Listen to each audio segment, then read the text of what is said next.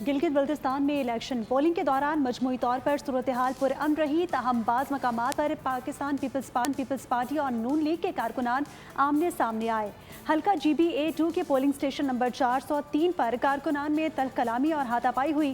مسلم league نون کے امیدوار حفیظ الرحمان کے پولنگ اسٹیشن کے دورے کو تنازع کی وجہ قرار دیا جا رہا ہے۔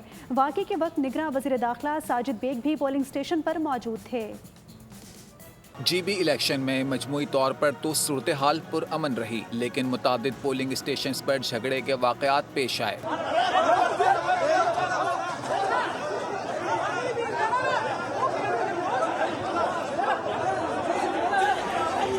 حلقہ GB-2 کے پولنگ اسٹیشن 403 پر لیگی رہنما حفیظ الرحمان پہنچے تو تنازع شروع ہو گیا۔ بات چیت تلخ کلامی اور پھر ہاتھا پائی تک جا پہنچی۔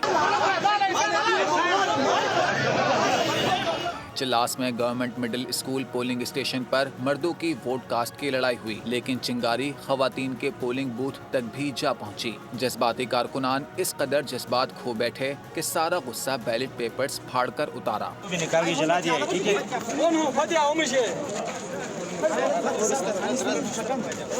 دوسرے جانب ہنسا کے کئی پولنگ اسٹیشن پر انتخابی فہرستوں میں سیریل نمبر میں خرابی پولنگ میں خلل کا سبب بنی رہی۔